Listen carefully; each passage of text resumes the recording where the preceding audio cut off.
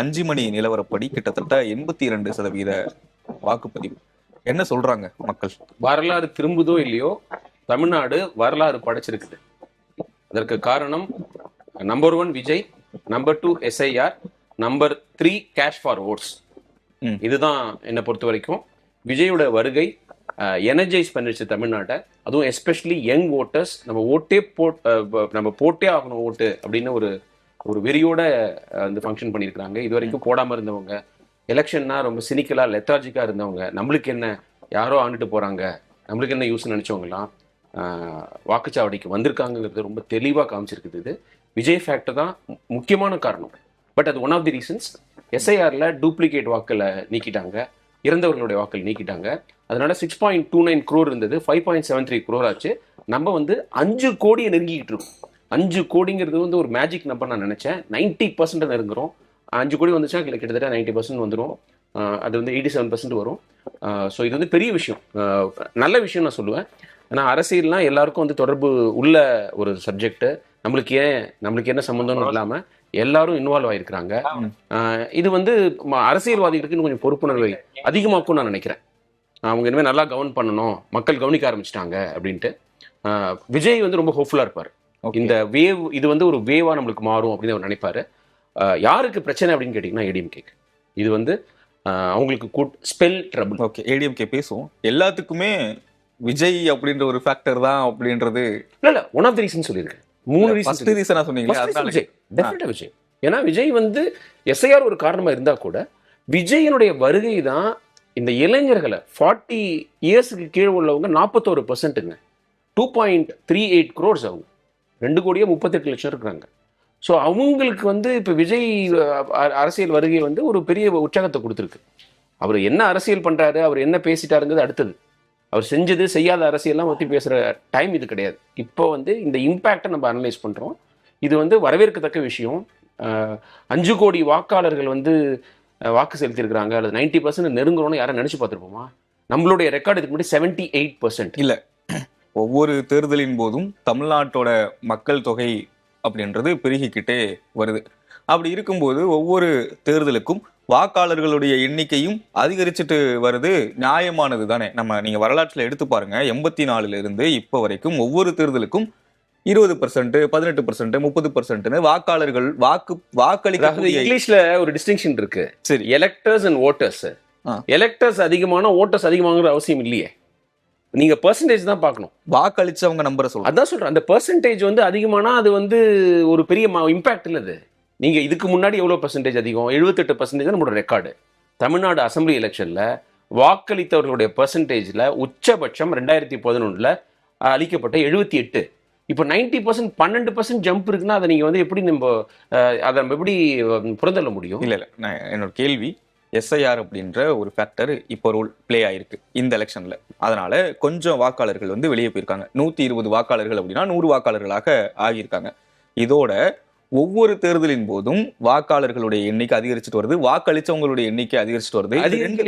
அதிகரிக்கல 78. நீங்க வாக்கு அளிச்சவர்களுடைய எண்ணிக்கை நீங்க பியூர் நம்பரா பார்க்காதீங்க, பெர்சன்டேஜா பார்க்கணும். 78% 2011 இருந்தது. 2023 73%, 5% கம்மியா இருக்கு. அப்ப இருக்கிற வாக்காளர் ஓட்டர்ஸ் லிஸ்ட்ல இருக்கிறவங்க எல்லாரும் ஓட்டு போடல, இப்ப ஓட்டு போட வந்திருக்காங்கிறது ஒரு சிக்னிபிகன்ட் சேஞ்ச் இல்லையா? அவங்க வாக்குச்சாவடி வரத்துக்கு ஒரு காரணம் விஜயா இல்லையா? 84 இருந்து 2026 வரை, சரியா? 84ல 2.16 கோடி வாக்குகள் பதிவாகி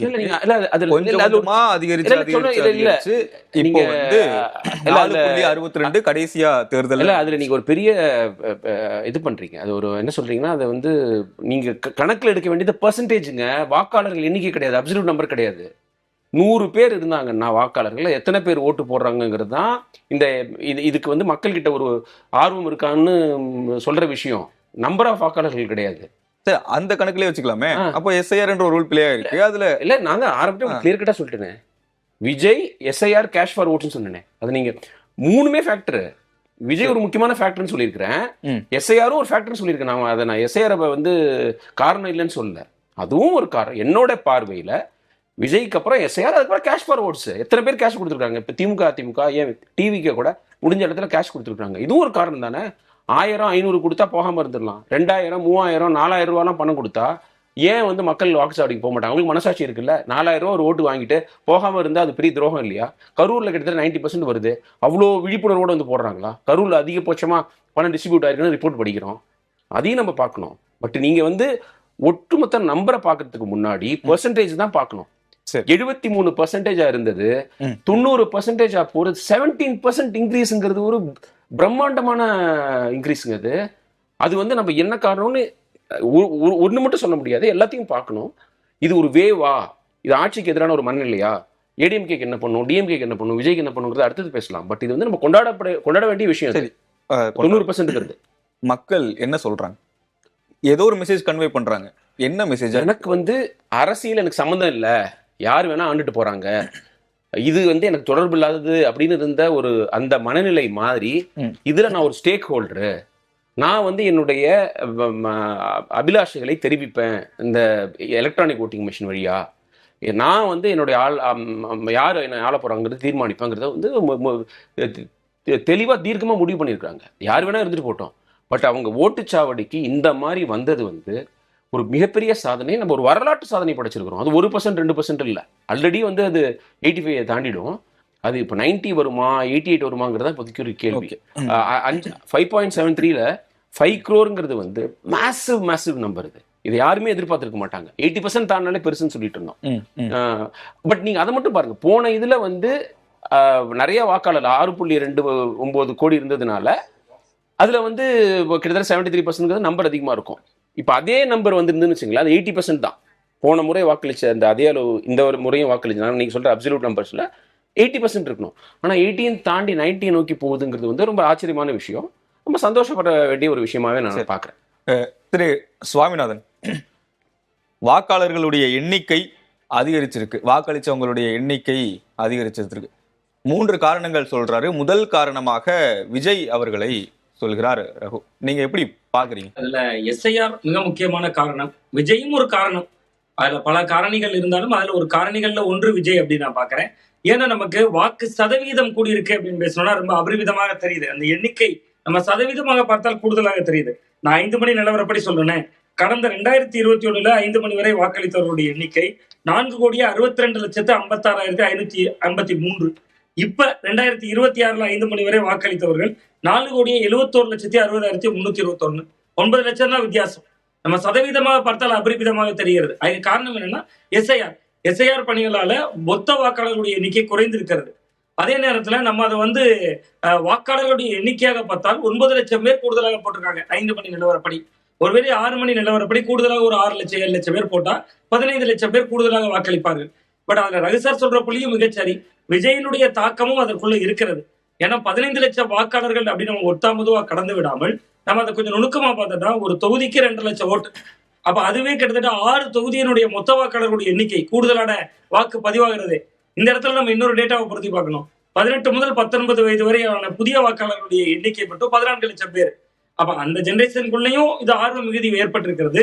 அந்த இளைஞர்களுடைய ஓட்டுக்குள்ளாமலே ஆர்வம் ஏற்பட்டிருக்கிறது. இது எல்லா தாக்கமும் இருக்கிறது. இன்னொன்று, அது வந்து விஜய் மட்டுமே காரணம் அப்படிங்கிறதாகவும் ஒரு முடிவுக்கு வர முடியல. ஏன்னா அப்படிதான் இன்னும் அபரிமிதமாக கூடியிருக்கணும். இதற்குள்ள திமுக அரசுடைய திட்டங்களால் பயனாளியான பெண்கள் இருப்பாங்க. அரசியல் திட்டங்கள் கடந்த 5 ஆண்டுகள்ல மகளிர் உரிமை தொகை வாங்கினவங்களா இருப்பாங்க. நம்ம இப்ப ஏன் இதை கொஞ்சம் விரிவாகவே பேசணும்னா 6 மணி கடந்துட்டோங்கிறதுனால கிட்டத்தட்ட மகளிர் உரிமை தொகை வாங்கியவர்களாக இருப்பாங்க. புதுமைப்பெண் திட்டமா இருக்கும், நான் முதல்வன் திட்டமா இருக்கும், ஏதோ ஒரு தமிழ் புதல்வன் திட்டத்திலயா இருக்கும், ஏதோ ஒரு வகையில் 1000 ரூபாய் பெற்ற பயனாளியாக இருப்பாங்க, அல்லது முந்தைய அதிமுக ஆட்சியில பயன்பெற்றவர்களா இருப்பாங்க, மெக்சி கிரைண்டர் மின்விசிறி வாங்கினவங்களா இருப்பாங்க. அப்ப அவர்கள் தேர்தலை அணுகிற பொழுது 3 கோணங்கள் அவர்களுக்கு தெரியும். ஒரு பெண் மனநிலையில இருந்து பார்த்தா ஏற்கனவே திமுக அரசு கொடுக்கிற 1000 ரூபாய் அது 2000 ரூபாய் உயர்த்துவதாக சொன்ன வாக்குறுதி தெரிந்திருக்கலாம். அதனால ஒரு வாக்கு சேதம் ஏற்படும். எடப்பாடி பழனிசாமி அவர்கள் குலவிளக்கு திட்டம்னா அதே 2000 சொல்றாரு, கூடுதலா பிரிட்ஜ் சொல்றாருங்கிற கவனம் ஈர்த்திருக்கலாம். விஜயனுடைய தேர்தல் அறிக்கை கவனம் ஈர்த்திருக்கலாம், 2500 சொல்றாரு. சோ அது எல்லாத்தினுடைய தாக்கமும் இருக்கிறது. இதுல மைய புள்ளிங்கிறது எஸ்ஐஆர், 2வது விஜய் வருகையை நான் பின்னுக்குதான் வைக்கிறேன். முதல் புள்ளி எஸ்ஐஆரால வாக்காளர் மொத்த வாக்காளர்களுடைய எண்ணிக்கை குறைந்திருக்காரு. நீங்க தகுதியற்ற பயனாளிகள் நீக்கப்பட்டிருக்கிறார்கள். வாக்காளர்கள் இரட்டை வாக்குரிமை கொண்டவர்கள், ஒரே பேர்ல 2 தொகுதிகள்ல வேற வேற இடங்கள்ல இருந்தவங்க அவர்கள் நீக்கப்பட்டிருக்காங்க, இறந்தவர்கள் நீக்கப்பட்டிருக்காங்க. கிட்டத்தட்ட சுத்திகரிப்பு செய்யப்பட்டிருக்கல. அது உங்களுக்கு வாக்காளர் பட்டியல் சுத்திகரிப்பு செய்யப்பட்ட பின்னாடி கேரளால வருது, அபரிமிதமா கேரளாவில் வந்திருக்கிறது, பாண்டிச்சேரியில 90% தாண்டி இருக்கிறது, மேற்கு வங்கத்தினுடைய ரிசல்ட்டை பார்த்தோம் நம்ம காலையில. நம்ம பார்த்துக்கிட்டு இருந்த வரை தமிழ்நாட்டுக்கு இடையாக அல்லது அதை விட அதிகமாக அங்கேயே ஓடிக்கிட்டே இருந்துச்சு. ஸோ அப்ப அதையெல்லாம் நம்ம விஜயனுடைய தாக்கம்னு மட்டும் பார்த்து விட முடியாது. எஸ்ஐஆரோடு சேர்ந்து விஜய் அப்படின்னு வேணா நான் பார்க்கலாம் அப்படின்னு. சார், நீங்க வாக்கு ஒவ்வொரு மாவட்ட ரீதியாக பார்த்துருப்பீங்க.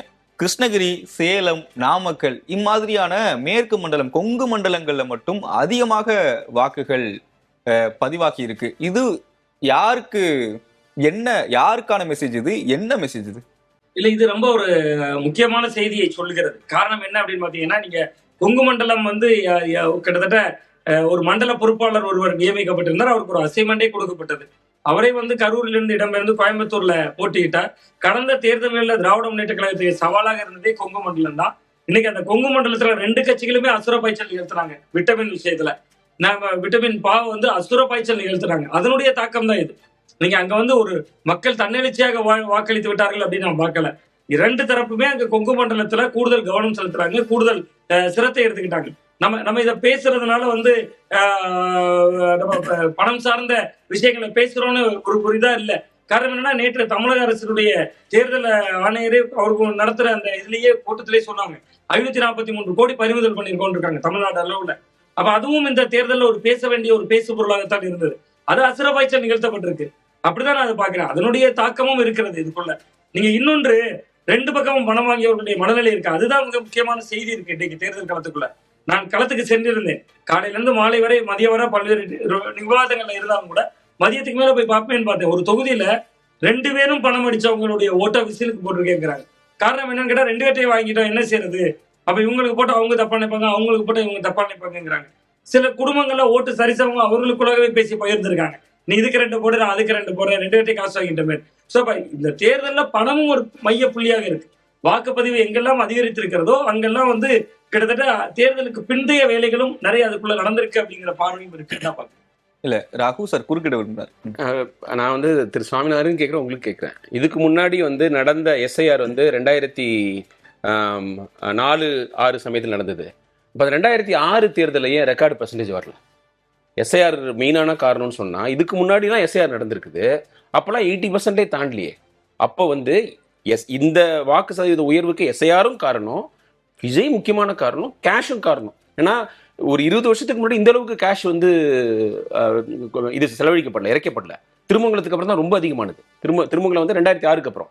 ஸோ அதனால வந்து நான் என்ன சொல்றேன்னா, விஜய் ஃபேக்டர் நம்ம வந்து கன்சிடர் பண்ணணும், அதை இக்னோர் பண்ண முடியாதுன்னு சொல்றேன். இதுக்கு முன்னாடிலாம் எஸ்ஐஆர் நடந்திருக்குது. 9வது எஸ்ஐஆர் இது. இந்த எஸ்ஐஆர் வந்து புது விஷயம் கிடையாது. இப்போதான் அது பேசு பொருளாக இருக்குது.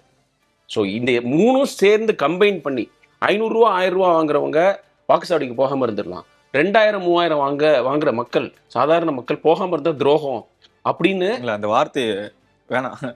ஆமா வாங்குறாங்க. என்னது என்ன தப்பா சொல்லிட்டேன்?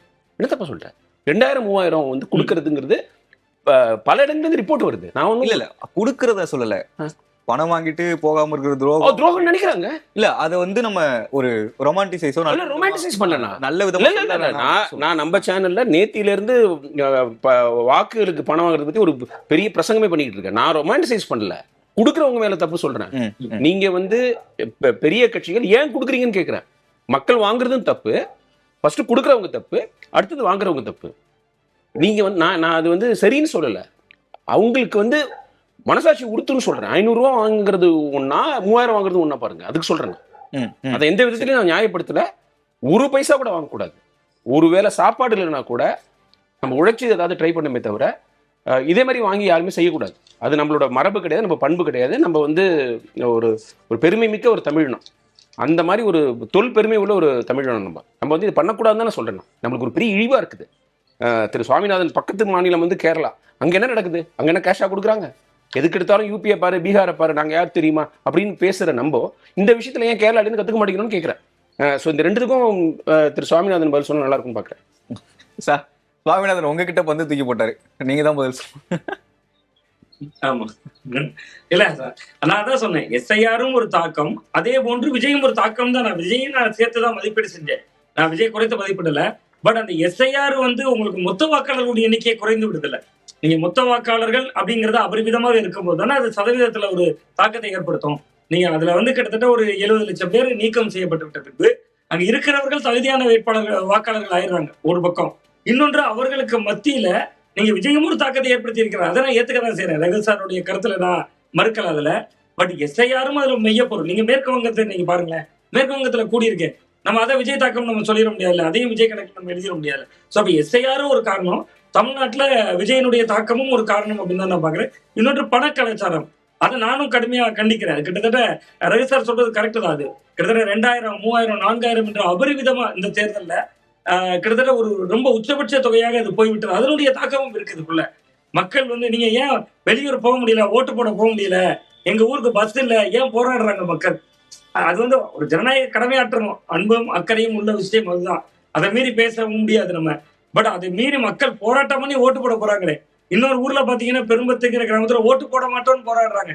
அதை புரிஞ்சுக்க முடியுது. ஓட்டு போட மாட்டோம்னு போராடுறது அவங்களுக்கு லேண்ட் ஆர்டர்ல சில இஷ்யூஸ் இருக்கு, அவங்க போராடினாங்க.